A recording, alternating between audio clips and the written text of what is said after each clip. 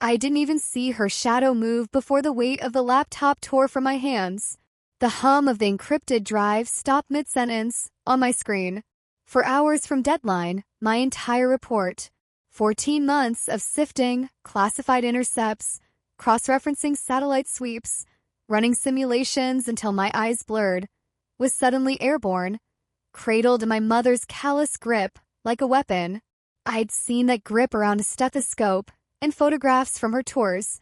Now it closed around the tool that held coordinates for an active squadron in the Middle East, men and women whose lives hung in the balance of what I had to submit. The air smelled faintly of burnt coffee and furniture polish. The blinds were half open, letting in slices of winter light that caught on the brass insignia still displayed in her shadow box.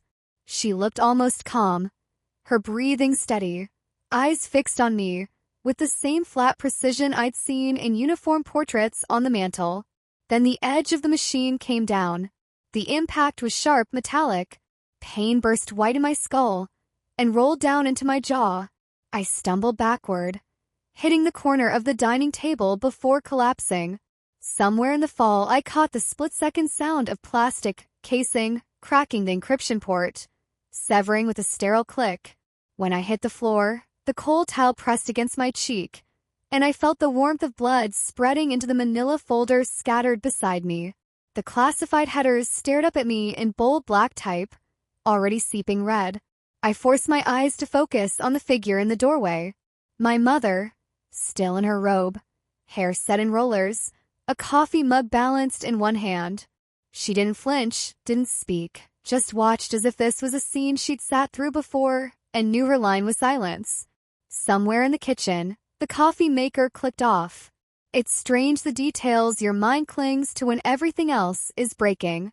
The chipped glaze on the mug, the faint hum of the fridge, the way the light haloed the dust floating between us, slow and suspended.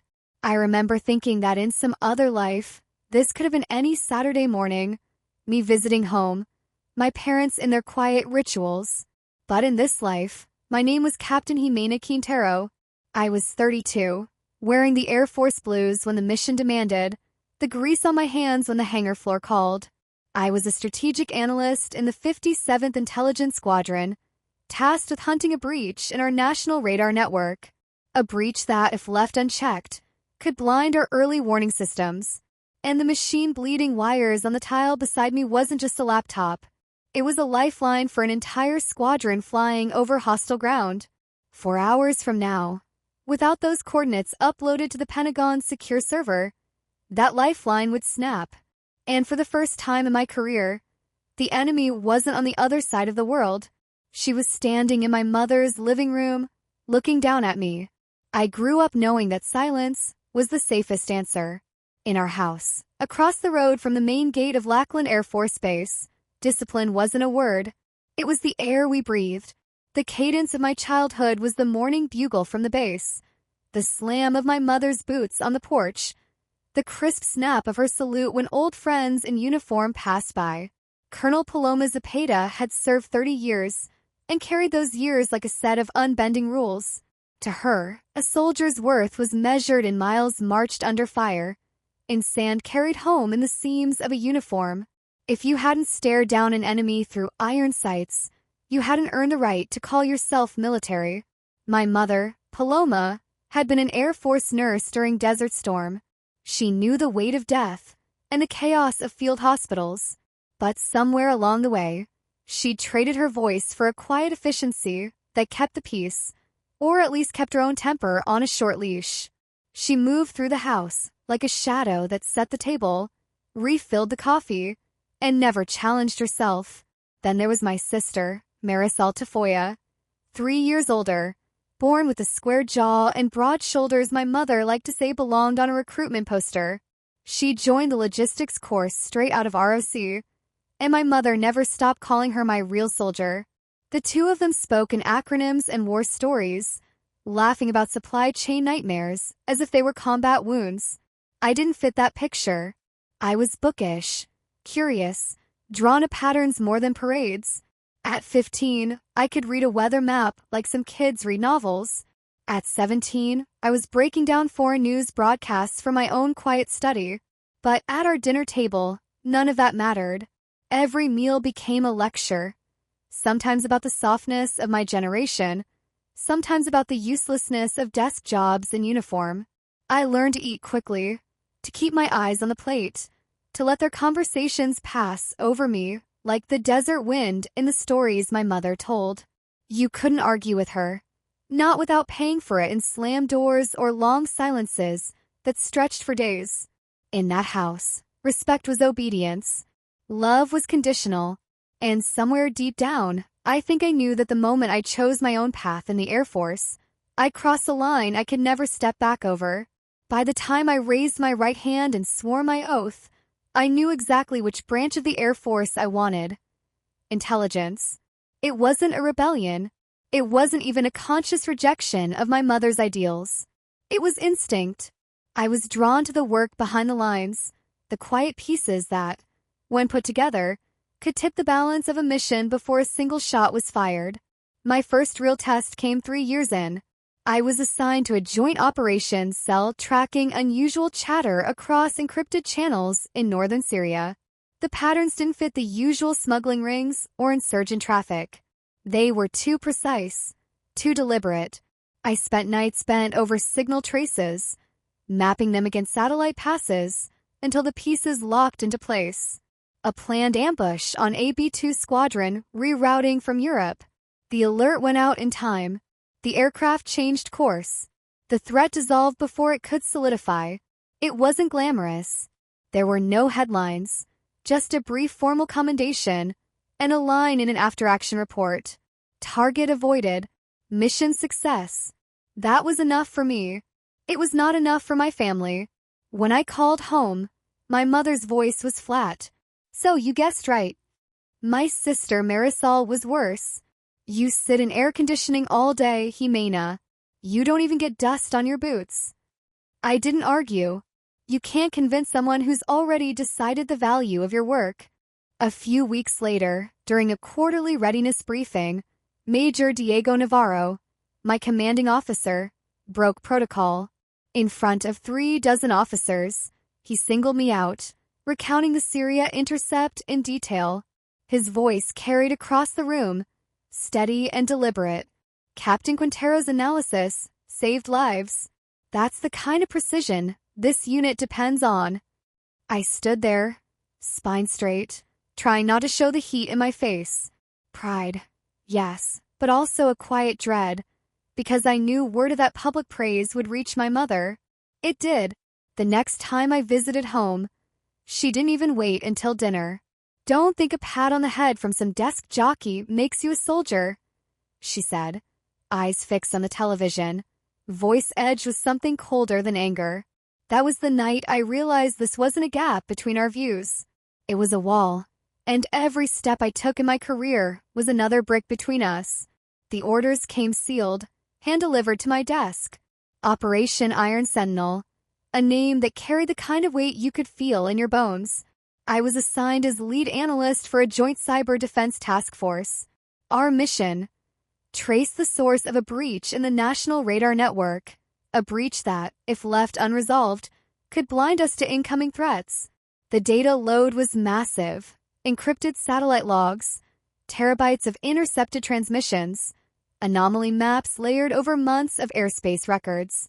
Every byte had to be handled inside a secure environment. Every keystroke mattered. At first, I planned to rent a small apartment near the base, but the housing market had shifted overnight. Leases jumped by almost 30%. I told myself it was just practical to move back into my old room for a few months. It was only a bed, a desk, and 4 walls I knew well, and I still believed I could keep my work separate from the house that had shaped me. For the first week, it almost worked. I set up a secure terminal in my room, installed the classified network interface, locked the door when I left. My mother kept mostly to the living room. My sister, Marisol Tafoya, was off on her own rotations. My mother floated through like a ghost, her presence so quiet I barely noticed. But the peace was thin, fragile like ice that looks solid until you step on it. The first crack came when my mother walked in without knocking, catching the scrolling code on my screen. "Looks like you're playing video games," she said, smirking. Marisol was worse, leaning against the doorframe while I typed, tossing comments over her shoulder about earning a paycheck for sitting down. I ignored them. Work was the constant. If I kept my head down, the storm might pass. But there's a particular fatigue that sets in when you're not just fighting the problem in front of you, but the atmosphere you're breathing. Every time they entered, I'd feel my shoulders tighten, my focus scatter. I told myself I could endure it. I'd endured worse in the field. Longer hours, higher stakes. But endurance has a cost. And in that house, it was starting to add up in ways I hadn't yet measured. 5 weeks out, the parameters shifted. The Pentagon wanted additional satellite sweeps integrated into the Iron Sentinel report. 36 hours of high-resolution imaging that had to be parsed, cross-referenced, and encrypted before upload. The clock didn't just tick, it pressed. That's when the interruptions changed shape. One morning, I logged in and found my secure network offline. The router cable had been pulled from the wall, laid neatly on my desk, as if someone thought they were being helpful. Another night, I came back from a quick shower to find my printed files shuffled out of order. Not scattered, rearranged. It was subtle, the kind of thing you could dismiss as a mistake. But I'd spent enough time in analysis to know patterns, and this one was building. Then, at 0217 on a Tuesday, my terminal woke me with a high-pitched tone. The security suite had been reset to factory default. No access logs, no triggers. I'd have to re-establish clearance before I could even touch the encrypted drives. The loss was measured in hours, but hours were the one currency I couldn't spend twice. Camila Vargas noticed first. She was a staff sergeant I'd served with years ago in Okinawa. Steady hands, quick mind, a voice that always found its way through the noise. We'd fallen into a habit of late-night video calls while I worked, her face a familiar anchor in the glow of my screen. "You're being too calm about this," she said after I told her about the third incident. "That's not clumsiness. Someone's testing how far they can push you before you snap." I wanted to tell her she was wrong, that it was just the friction of living under the same roof as my mother again, the same casual intrusions I dealt with my whole life.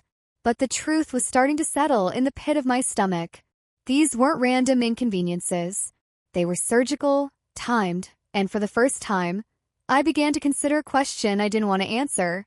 If someone wanted me to fail this mission, how close to me would they have to be? The morning of the deadline started quiet. Too quiet, the kind that feels staged. I'd been up since 04:30, finalizing the integration of the satellite data. The progress bar was crawling toward completion, 94%, 95%, when the secure network cut out. The alert tone was sharp, merciless.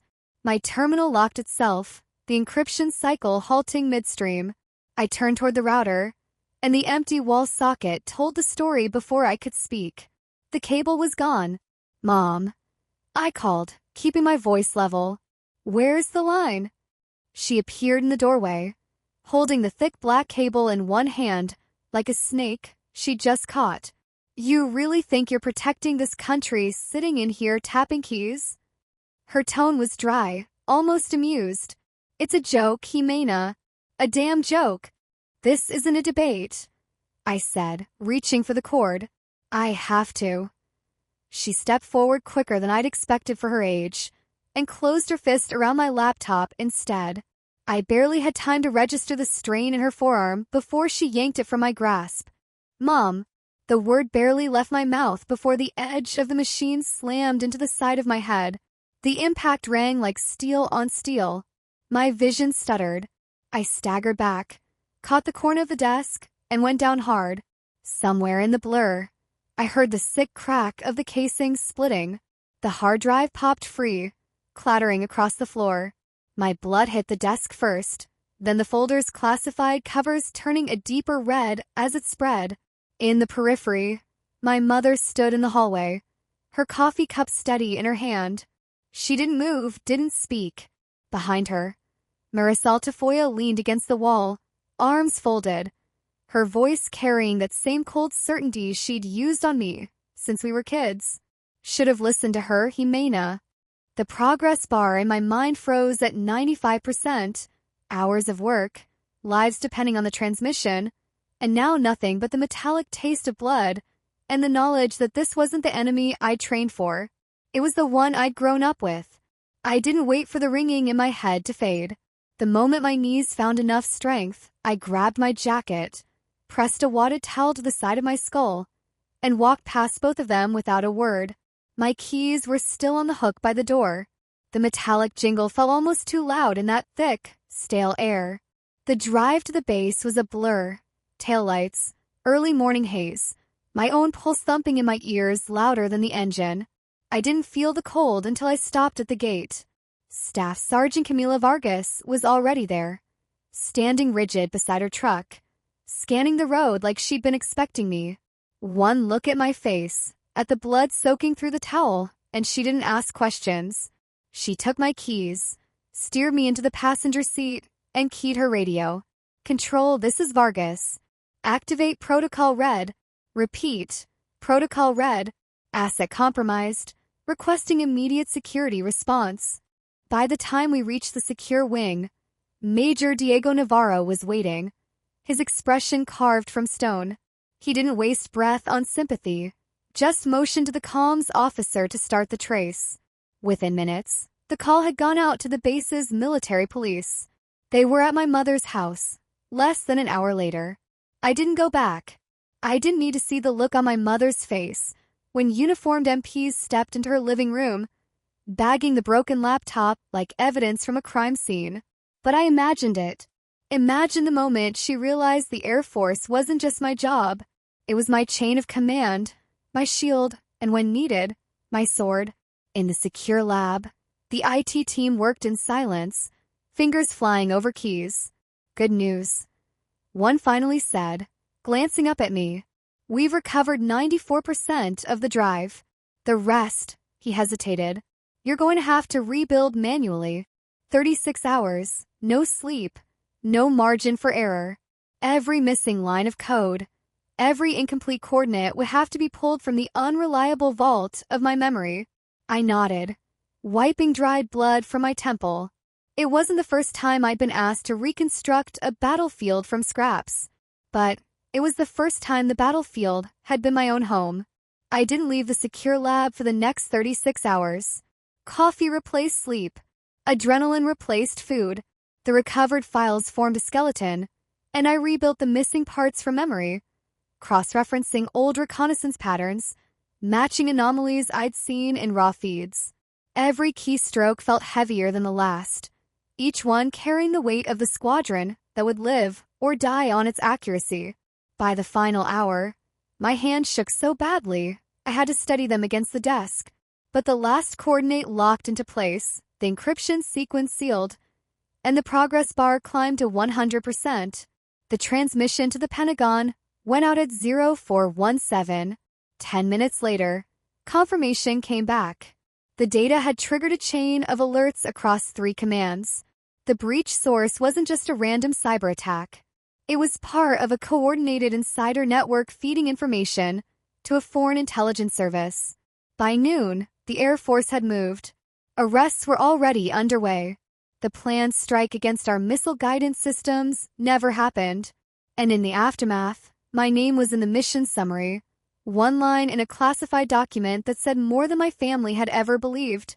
A week later, I stood in dress blues, facing the flag as Major Navarro pinned the Meritorious Service Medal to my uniform. The citation spoke of diligence, precision, and commitment under extraordinary pressure. I heard the applause but didn't look into the crowd. I knew who wasn't there. That same afternoon, I filed a no-contact order against my mother and formally severed all family communication. The military police had given me the paperwork. I'd signed without hesitation. There's a kind of peace that comes when you stop trying to pull someone into your corner. The last time I saw the Iron Sentinel operations map, it filled the command room's main screen. Our airspace secure. Threat markers cleared. I stood beside Major Navarro, the quiet hum of servers filling the space between us. "You just saved the country," he said, his eyes still on the screen. Then he glanced at me, his voice lower. "And more importantly, Captain, you just saved yourself." I didn't answer. I just stood there, breathing in the silence, feeling the truth settle like a weight I was finally ready to carry.